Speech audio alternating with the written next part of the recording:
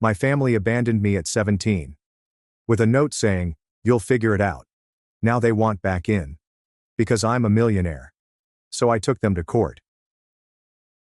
When I was 17, my family moved 2 states away without informing me. They left a letter that read, "You'll figure it out." 12 years later, after I'd made it without them, they reached out to reconnect. When I was 17, I returned to a completely vacant house with a note on the kitchen counter. It was the cruelest thing I had ever read. It simply said, "You'll figure it out." I wasn't sure what I had done wrong. I assumed they were tired of pretending they liked me. But the truth was that they had never pretended. When I was 13, I cooked a birthday cake for my mother by myself, only to have her describe it as clumpy. At 15, I taught my brother through his finals, while he called me a know-it-all and slammed the door in my face. At 16, I gave my entire paycheck to my father so he could pay bills, but when I brought it up later, he raged at me because he felt I was useless. I was always useful but not liked. My parents and brother, my only family, had packed up and relocated 2 states away without informing me. I found out from the landlord a week later. They canceled the lease early, so I had a week to move out. I spent 3 nights at a friend's house before running out of places to go. Eventually, I was sleeping in the rear of a storage container that I had rented with my last savings.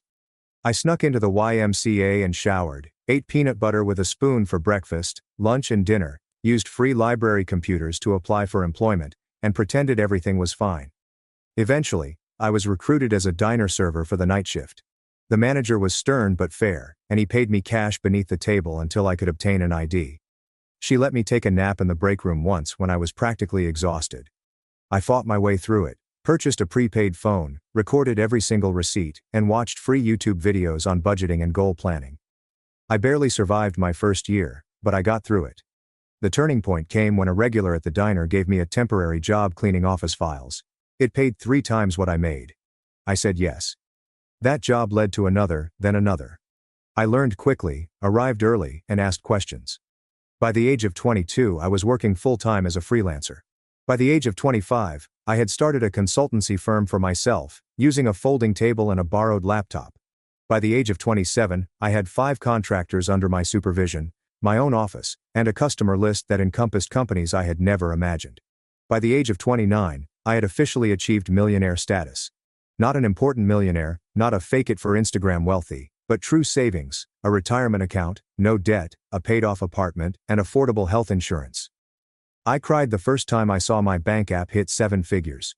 During those difficult years, my family never contacted me once. My brother once appeared in a suggested friends list. He is now married, and still lives in the state where they disappeared. I stared at the computer for a long time, wondering whether he ever informed his wife about me, if he said I fled, or if he said nothing at all. Sometimes I wonder if hating them would have been easier. But truly, it was never hatred. It was heartbreaking. I go to therapy now because I want to remain intact. I've compiled a list of people who saved me when they didn't have to, including co-workers, classmates, and strangers who demonstrated what true support looks like. Last week, a podcast interview I recorded about surviving family estrangement went viral. It surpassed 1 million views in 4 days. My email is full of notes of encouragement, thanks, and strangers telling me I've put voice to their grief. Then one email stood out. The subject line reads, "You're still our daughter." It was from my mother. There was no apology, just a paragraph about listening to my point of view and possibly talking. Then came another message, this time from my brother. "We miss you. Can we fix this?" I stared at the screen for a long time before shutting down the laptop. I sat with it and wondered whether mending entails looking back or forward. I didn't answer immediately. I needed time to process. My therapist, Melissa, suggested that I wait at least a week before making any decisions. "Give yourself space to feel whatever comes up," she advised throughout our session. "There's no rush to respond." So, I did. I concentrated on work, went to the gym, and ate dinner with friends. But those emails haunted me. I kept opening them, reading them, and then closing them again. My mother's reply felt cold and professional, as if she were writing to a distant acquaintance. My brother's was shorter but seemed more genuine. I could not quit thinking about them. After 10 days, I decided to respond to my brother first. Just something simple. I wrote to myself, "It's been 12 years. What changed?" Then I pressed submit before I could overthink it. He responded within an hour. He claimed the podcast made him comprehend what they had done. He claimed he was only 15 when they abandoned me, that he had no option, that he had always wondered about me, and that he had looked me up online a few times over the years but never had the confidence to contact me. He was happy to see me achieve it. I didn't buy it totally. If he was so concerned, why wait until I had achieved public success? I asked him just that. His subsequent email was longer. He revealed that money was tight for them, my parents' business had failed, his wife was expecting their second kid, and medical bills were piling up. I felt my stomach drop. That was the actual cause. I did not reply for another week. Then my mother sent a follow-up email with old family photos attached, including pictures of me as a newborn, us at the beach when I was about 5 or 6, and Daniel and I creating a snowman. Happy times that seemed to belong in someone else's life. She stated at the bottom of the email, "We made mistakes. We want to make amends." I shared Melissa's emails during our next session. She reminded me that I had control, that I could set limits, and that I owed them nothing. However, she said that closure, whether in the form of reconciliation or a final goodbye, would help me move forward. I nodded, but within I was conflicted. Part of me wanted to tell them to go to hell. Another part wanted to know why they abandoned me, and a tiny dumb part of me still wished they would love me. I planned to meet my brother first, with no parents. We planned to meet at a coffee shop in Chicago, about halfway between our homes. I flew in the morning, booked into a hotel, and attempted to relax. I almost canceled 3 times, but at 2 p.m., I strolled into the coffee shop and noticed him right away. He appeared older and heavier, with a receding hairline, but his eyes remained the same. When he spotted me, he stood up awkwardly and unsure. I did not hug him. We just sat across from each other, holding our coffees like strangers. The first 20 minutes were spent making awkward small conversations about the weather, my travel, and his drive. Then he began apologizing. "Ava, I'm sorry," Daniel whispered, his voice cracking. "I was just a kid when it happened. I didn't know they were planning to leave you behind until it was too late. I was too scared to stand up to them." I simply listened, scanning his face for clues of dishonesty. He was earnest, but I had been duped before. I asked him the question that had been bothering me for 12 years. Why me? Why was I left behind? He looked down at his coffee. "They always saw you as the strong one. The independent one. The one who would be fine on your own. They thought you didn't need them as much as I did. They convinced themselves you'd be better off without them." That was the most ludicrous thing I had ever heard. I told him about the storage unit. Weeks of eating peanut butter, showering at the YMCA, and working night shifts at the age of 17. His face crumbled. "I didn't know," he muttered. "They told me you had a plan. That you wanted to stay behind. That you were going to live with a friend's family. That you'd chosen to separate from us." All falsehoods. By the end of our meeting, I didn't know what to think. He appeared truly sorry. He showed me images of his wife and children, explained his position as an accountant, and inquired about my business. He did not outright beg for money, which shocked me. He hugged me as we separated. I allowed him to hug me, but I did not reciprocate. I just stood there, arms by my sides, feeling nothing. Back at the hotel, I called Melissa and told her everything. She pointed out that while my brother appeared sorry, he was still portraying himself as a victim rather than admitting his role in my abandonment. She was correct. He was 15, not 5, old enough to pick up the phone, send an email, and check in on me after 12 years. That night, my mother called. I hadn't given her my phone number, so Daniel must have. I almost did not respond, but curiosity won out. Her voice sounded older and raspier. When I said hello, she burst into tears and began telling me how proud she was of me, how she had always known I would succeed, and how special I was. I allowed her to talk herself out. Then I asked her the same question I had asked my brother. Why me? Her response was different. "We were in debt, Ava. We couldn't afford 3 mouths to feed. We knew you were smart enough to make it on your own. We figured you'd go to social services and get placed with a better family. We thought we were doing you a favor." I hung up on her, blocked her number right away, threw my phone across the room, and screamed into a pillow. The next morning, I received an email from my father, our first contact in 12 years. He did not apologize. Instead, he wrote about how difficult their lives had been, about medical bills and failed businesses, about Daniel's wife needing surgery, and about their impending eviction. Finally, he asked if I could help the family. Not a single question about my life. Not a single acknowledgement of what they'd done. I forwarded the email to Melissa with the subject line. And there it is. She called me immediately, despite it being Sunday. We talked for an hour about boundaries, about forgiveness versus reconciliation, about the difference between helping someone and enabling them, about what I actually wanted versus what I thought I should want. By Monday morning, I had made my decision. I emailed my brother, told him I was glad we'd met, that I understood he was in a difficult position when we were younger, that I was willing to have a relationship with him and his family but with clear boundaries. No money, no loans, no financial support of any kind, and no relationship with our parents until they took full responsibility for their actions. His response was immediate and telling. "I'm really disappointed, Ava," he wrote. "Our parents really need help. Families should support each other. You're being selfish with your success." All the guilt buttons they'd installed in me as a child pushed at once. I didn't respond. Instead, I booked an appointment with Melissa and a vacation to Bali.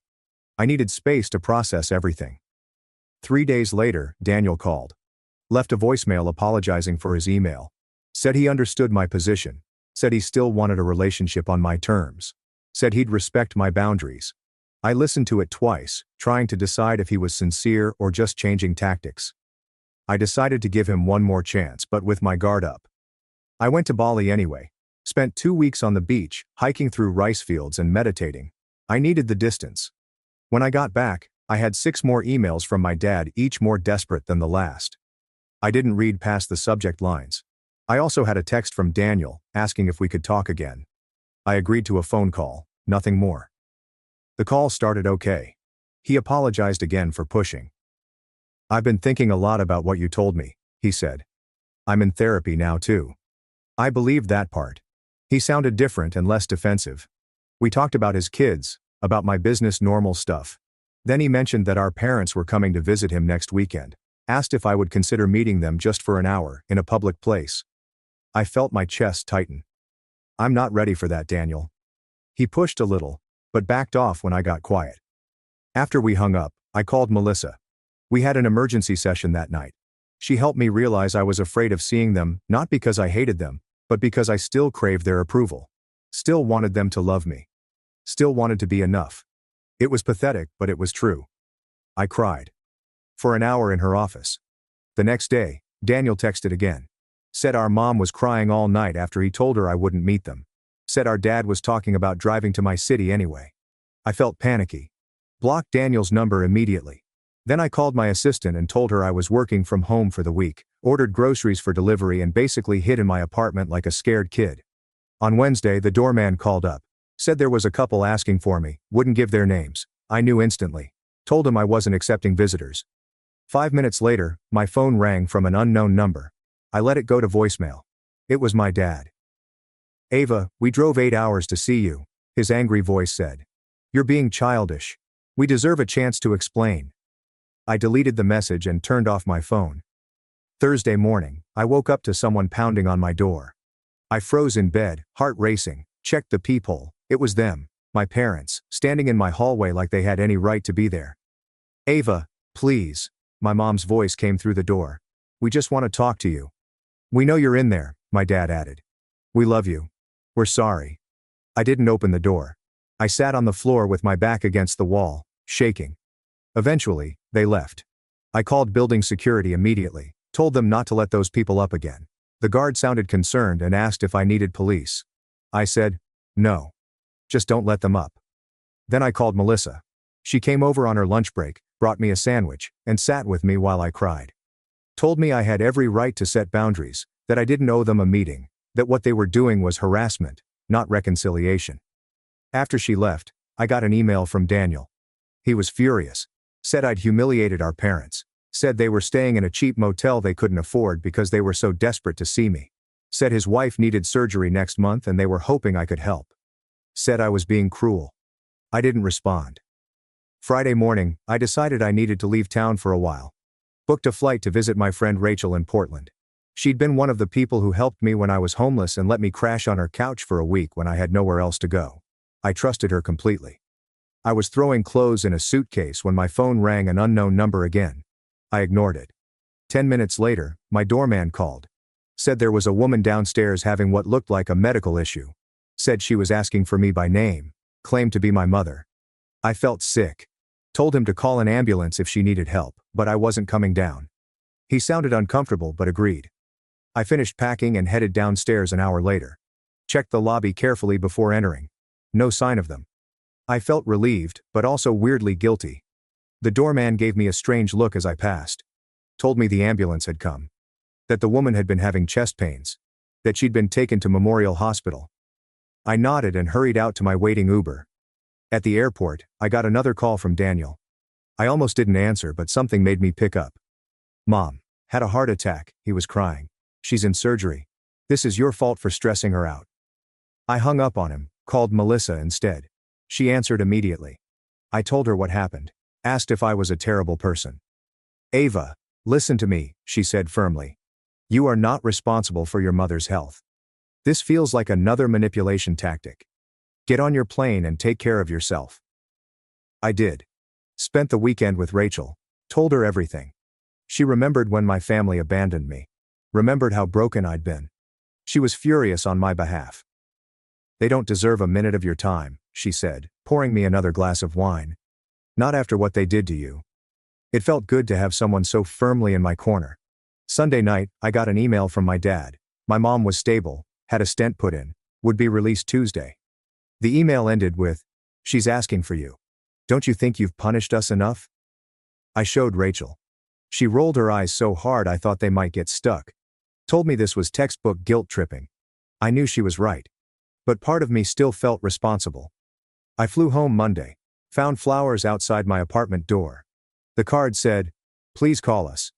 We're staying at the Holiday Inn until Wednesday." No apology, no acknowledgement of boundaries. Just another demand. I threw the flowers in the trash chute. Tuesday morning, I got a text from an unknown number. It was a photo of my mom in a hospital bed looking pale and small. The message said, "She might not have much time left. Do you really want to live with this regret?" I blocked the number. Called Melissa. She suggested I take a social media break, change my number, maybe even stay with a friend for a while. I agreed. Called my assistant and told her I'd be working remotely for 2 weeks. Packed another bag. Before I could leave, my doorman called again. Said there was a young woman downstairs asking for me. Said she had a small child with her. Said she claimed to be my sister-in-law. I felt cornered. These people wouldn't stop. I told the doorman to send her up. Decided to face this head on. The woman who knocked on my door looked exhausted. Had dark circles under her eyes. Was holding a sleeping toddler against her shoulder.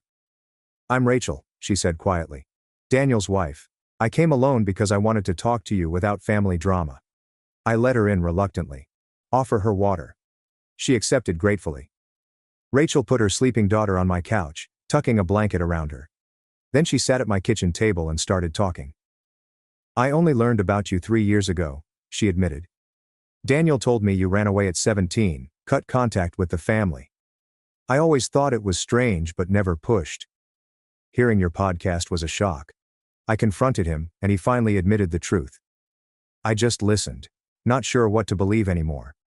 Rachel seemed sincere. "I'm horrified by what they did to you," she continued. "I insisted Daniel reach out, but I had no idea they were going to ask you for money. I'm embarrassed and angry about that. Yes, I do need surgery for a thyroid condition, but we have insurance. Your parents are the ones in financial trouble, not us." I asked her why she'd come. She looked me straight in the eyes. "You deserve to know the whole truth," she said. "Your parents have been telling everyone you abandoned the family, that you were mentally unstable, that you stole money from them before disappearing, that they spent years looking for you, all lies to cover what they'd done." I felt like I'd been punched. "How do you know this is true?" She pulled out her phone, showed me Facebook posts from years back. My mom asking for prayers to find her troubled daughter. My dad claiming I'd taken their savings before running away.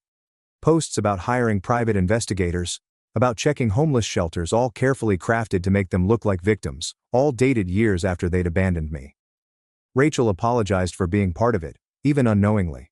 Said she'd confronted my parents too. That they'd admitted everything to her when she threatened to tell the whole family the truth. That they were desperate now because their lies were unraveling. That my podcast had people asking questions they couldn't answer. Her daughter woke up to a cute little girl with curly hair. "This is Lily," Rachel said softly. She's 3. I have another daughter on the way. I want my children to know their aunt, but only if you want that too. No pressure, no guilt, just an open door if you ever choose to walk through it. After they left, I sat in my apartment for hours, processing. Called Melissa again, told her everything Rachel had said. She wasn't surprised. Abusers often control the narrative, she explained. They create alternate realities where they're the victims. She asked what I wanted to do now. I honestly didn't know. That night I got another email from my dad. This one was different, angry, and threatening. Said if I told lies about them online, they would sue me for defamation. Said they had proof I'd stolen from them. Said they'd go to the media with their side if I didn't take down the podcast and issue a public apology. Said they expected financial compensation for the damage to their reputations. I forwarded it to Melissa, then to my lawyer, Marcus. He called me immediately. This is empty threatening, he assured me. Truth is an absolute defense against defamation. Save everything but don't respond. I'll handle it if they actually file anything, which I doubt they will. People who are actually going to sue don't usually announce it first. The next day I got a call from Daniel. I let it go to voicemail. He sounded panicked. Ava, Rachel told me she visited you. Our parents are furious. They're saying terrible things about her now too. I'm scared they're going to try something desperate. Please call me back on Rachel's phone, not mine. I didn't know what to believe anymore. Called Marcus again. He suggested meeting Daniel and Rachel somewhere public, with him present as my lawyer just to hear them out. I agreed reluctantly. We set up a meeting at a restaurant near Marcus's office for the next day. They showed up on time. Both looked terribly stressed, exhausted. Rachel had a bruise on her arm she kept trying to hide. Daniel couldn't make eye contact. I'm Marcus, Ava's attorney, he said as we sat down, which made Daniel flinch. But we sat down, ordered coffee, and they started talking. The story that came out was worse than I'd imagined. My parents had been living off Daniel for years, moving in and out of his house, taking money for emergencies, watching his kids while criticizing his parenting. When Rachel confronted them about me, my dad had grabbed her arm hard enough to leave marks. Daniel had kicked them out. They were now staying in a motel, calling constantly, showing up at his work. I listened without interrupting, watched my brother break down as he described how our parents had controlled him his entire life. How they'd convinced him I abandoned them. How he'd been too scared to question their version of events. How he'd been trapped in their web of manipulation and lies for 12 years. How he was terrified they would hurt Rachel or the kids. Marcus asked careful questions about financial entanglements, about house titles and bank accounts, about whether my parents had keys to their house. Daniel answered everything. Said they'd co-signed his mortgage. Said his dad was still on his bank account from when he was in college. Said they had spare keys. Said they knew all his passwords. Marcus took notes, occasionally glancing at me. By the end of the meeting I felt drained but clearer. This wasn't just about me anymore. Daniel and Rachel were victims too, in their own way different from me, but still trapped. Marcus suggested they speak to a lawyer of their own, gave them a colleague's card, told them to change their locks, passwords and bank accounts immediately. They nodded, looking overwhelmed but grateful. As we were leaving, Daniel hugged me. This time, I hugged him back. It wasn't forgiveness, not yet, but it was something. A recognition that we'd both been damaged by the same people. Maybe we could help each other heal. That night, I got a series of increasingly unhinged texts from my parents' numbers, accusations, threats, guilt trips. I blocked them all. Then I called Rachel and asked if they were safe. She said yes. They'd changed the locks, stayed with friends the night before, were looking into a restraining order. I felt relieved but still worried. The next morning I woke up to my phone ringing. It was Rachel, hysterical. They broke into our house, she sobbed. They took Lily's baby photos, important documents, and Daniel's laptop. They left a note. Family matters should stay in the family. I told her to call the police immediately, said I'd meet them at their house. Called Marcus on my way. When I arrived, there was a police car outside their house. An officer was taking statements in the living room. The place was a mess, drawers pulled out, papers scattered. Daniel was sitting on the couch, head in his hands. Rachel was pointing out missing items to the officer. I introduced myself as family, there to help. The officer seemed skeptical that grandparents would break in. Are you sure they didn't just use a key? He asked. Maybe this is a misunderstanding. Rachel showed him her bruised arm, Told him about the escalating behavior, about the threats, about how they'd been stalking them. He took notes but didn't seem convinced. Said without evidence it would be hard to prove who did this.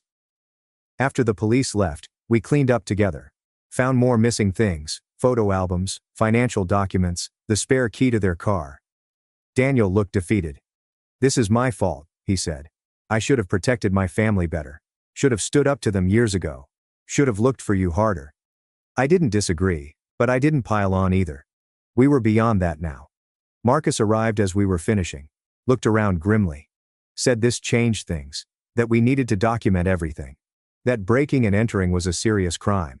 That we should all stay somewhere else for a few days. That he'd help us file for emergency restraining orders in the morning. We nodded, too exhausted to argue. Rachel packed bags for them while Daniel and I secured the house as best we could, changed locks again, checked windows and discussed security cameras. It felt surreal, taking these precautions against our own parents but also necessary.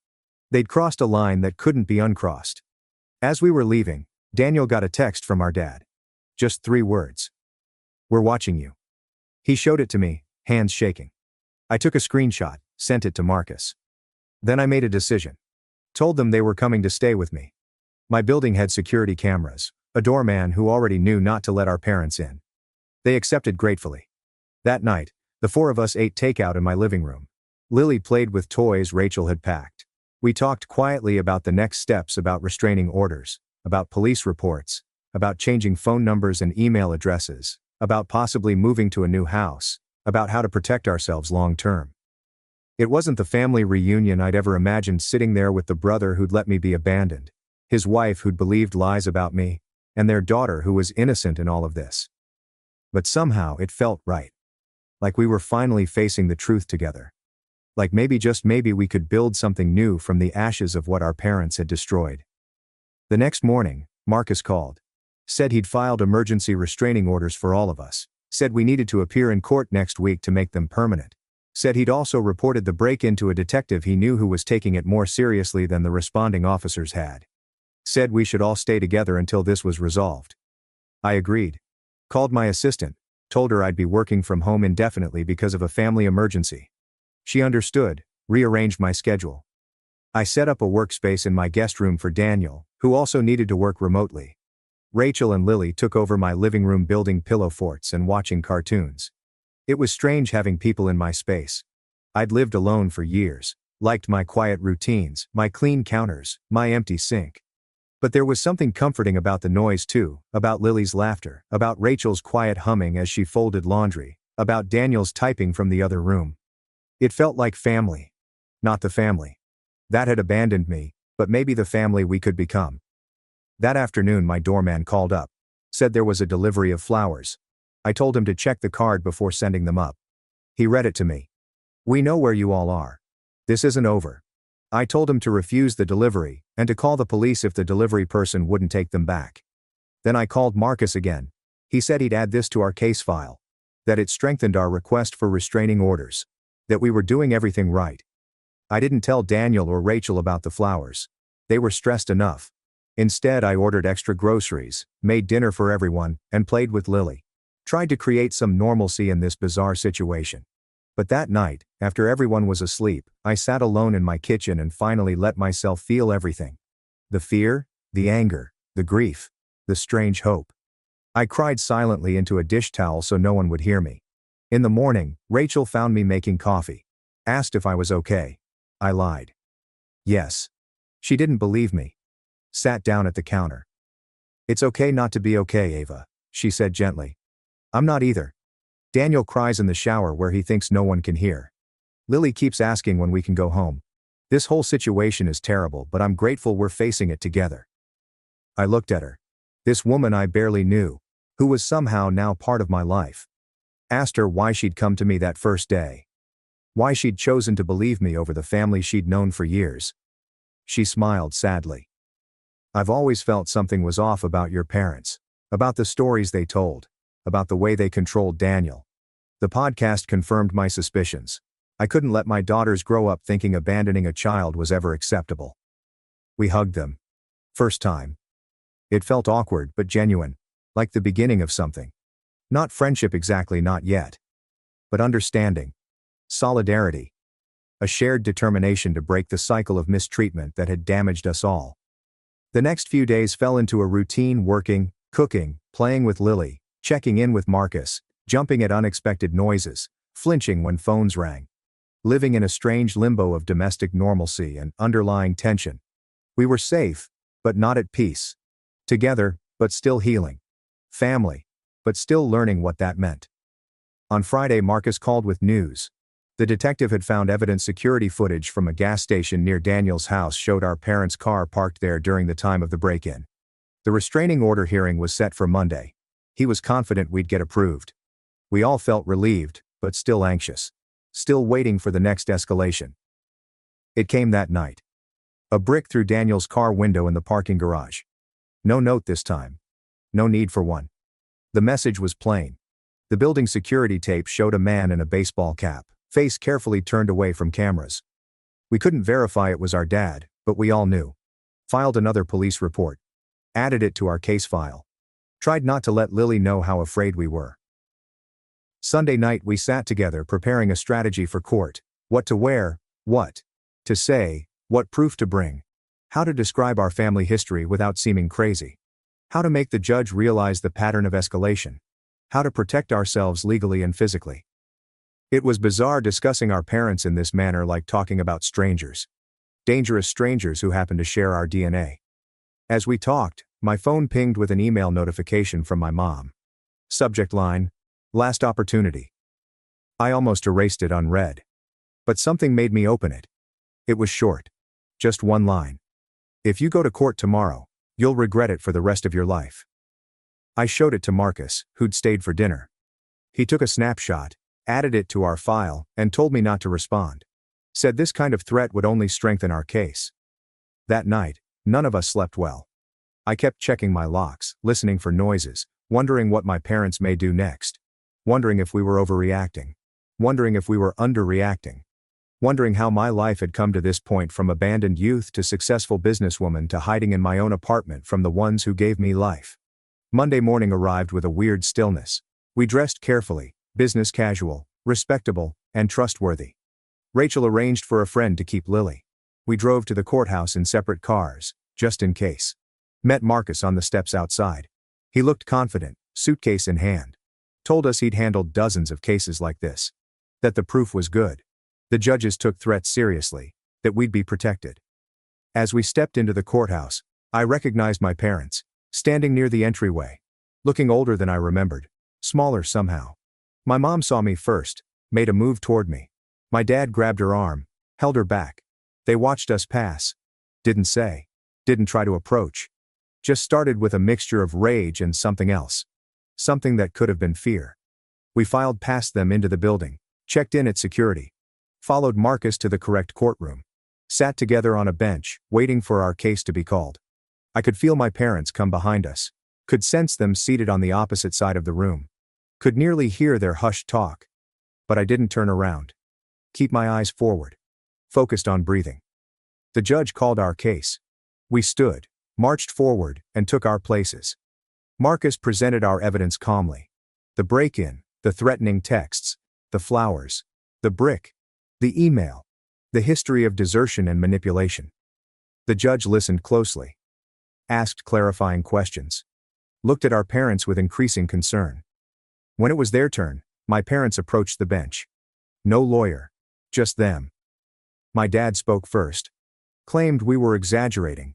That they were only wanting to reconnect with relatives. That they'd never broken any laws. That they loved us and wanted to make amends. That this was all a misunderstanding blown out of proportion. The judge questioned the security footage. The menacing messages. My dad refuted everything. Said it wasn't them on the camera. Said their texts were being misread. Said they were the victims here, not us. My mom nodded along, periodically blotting at her eyes with a tissue. Then the court addressed them directly about abandoning me at 17. My dad hesitated. Started talking about troublesome kids, about difficult decisions, about doing what they thought was best. The judge cut him short and asked again, directly, "Did you leave your small child alone and relocate to another state?" My father looked down and mumbled something about financial trouble. The judge's expression darkened. After hearing from both sides, the judge approved our restraining orders. 3 years. No contact. Please avoid approaching our homes or offices. No messages from third parties. Any infraction would lead to immediate arrest. My parents appeared astonished, as if they couldn't comprehend what was occurring and had never faced consequences before. My mother called my name once, softly, as we exited the courtroom. I kept walking and didn't look back. I felt a weight lift with each step. Not healed. Not yet. However, this is only the beginning. The first tangible border that could not be breached without major consequences. Outside, Marcus shook all of our hands, saying we'd done well, that the orders were strong, that we should phone him right away if there were any infractions, and that he was proud of us for sticking up for ourselves. We thanked him, bewildered but relieved, like natural catastrophe survivors blinking in the sunlight. Daniel hugged me on the courthouse steps, a genuine hug this time. "I'm sorry, Ava," he murmured, his voice breaking. "For not protecting you then. Sorry for not finding you sooner. For trusting their lies. For reintroducing this chaos into your life." I hugged him back, telling him we'd be fine, that we had each other now, and that we could create something new and better. As we headed to our cars, my phone buzzed with a text from an unknown number. I almost did not check it. However, when I did, I felt a chill. It was a photograph of Lily at her friend's house, playing in the backyard, unaware that she was being observed. Below it, only 4 words. "This is not over yet." I quickly showed Daniel the text. His face turned white. He contacted Rachel, who was already on her way to pick up Lily, and I ordered them to meet us at my apartment. Then I contacted Marcus from the car, my hands trembling so much that I couldn't hold the phone. He urged me to forward him the text and drive straight home, that he'd call the cops and meet us there, and that this was a blatant breach of the restraining order. He encouraged me to remain cool but watchful. The drive back seemed to take forever, and I kept checking my mirrors, paranoid that my parents were following me. When I finally pulled into my building's garage, I sat in my car for a minute, just breathing, trying to get my poop together before facing Daniel and Rachel, who needed me to be strong right now. I found them already in my flat, Rachel clutching Lily as if she could leave, the poor kid looking confused and afraid, and Daniel pacing, running his hands through his hair repeatedly. I showed them the text. Rachel began crying, saying they had been monitoring her baby and that she would never forgive herself if something happened to Lily. Daniel wrapped his arms around them both, looking as determined as I'd ever seen him. Marcus arrived 20 minutes later with 2 police officers, who took our statements, looked at the text, and made some calls. They said they'd send a patrol car to the friend's place to investigate, that they'd try to track the phone number, and that they'd enhance patrols surrounding my building. They said all the right things, but I could tell they didn't realize how dangerous my parents could be, how unpredictable and desperate they were. After the cops had departed, we sat in my living room, trying to figure out what to do next. Rachel proposed staying at a hotel with different names, while Daniel recommended driving to his cousin's house a few states away. I sat there, becoming angry by the minute. This was just bullshit. We had done everything legally, including going through all of the legal processes and obtaining restraining orders, yet they were still harassing us and controlling our lives via fear. I stood up abruptly. "I'm done running," I responded, "and hiding. I'm done having others determine how I live my life. They have already stolen my childhood. I'm not giving them my adulthood either." Daniel looked at me like I was insane. "What are you going to do?" I honestly didn't know, but I knew we couldn't keep living this way. That night we took turns keeping watch while the others slept. I took the first shift, sitting by my living room window, all lights turned out, observing the street below. Around 2 a.m., I noticed an automobile I knew from my father's old Buick, which circled the block 3 times before stopping across the street. I took shots with my phone and then awoke Daniel. We watched as our father sat in his car, peering up at my building, not approaching or technically breaching the restraining order. He was simply letting us know he was there, watching and waiting. In the morning, I gave the images to Marcus, who said it was alarming but not legally a violation because my father stayed in his car, away from the building. He said he'd keep documenting everything and would speak with the investigator again. I hung up, frustrated, since the legal system had limitations. Restraining orders were merely pieces of paper and they couldn't stop someone who was determined to harm you. Rachel and Daniel planned to take Lily to a hotel for a few days that had interior corridors and adequate security. I helped them pack, hugged them goodbye, and promised to check in every few hours. After they went, I sat in my empty apartment, feeling strangely tranquil, as if I'd reached a decision point and couldn't continue living in this limbo.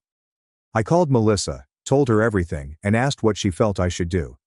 She remained silent for a moment before asking me a question that struck me deeply. What do you really want from your parents? Not what I didn't want, or what I was afraid of, but what I consciously desired. I realized I'd never really considered it that way. After we hung up, I wrote a list. What I wanted. To live fearlessly. To maintain a relationship with my brother and his family. I want to quit feeling accountable. For my parents' conduct. To be free from the past. That list did not include reconciliation with my parents. There was no mention of forgiveness anywhere. Nobody seemed to understand why they did what they did. I simply wanted to be free from them. That afternoon, I did something crazier. I emailed my folks with a quick message. I know you're watching my building, and I know you're not going to stop, so let's talk one more time. Tomorrow, noon, at the coffee shop on 8th Street. Just me. No cops. No attorneys. After that, you'll leave us all alone.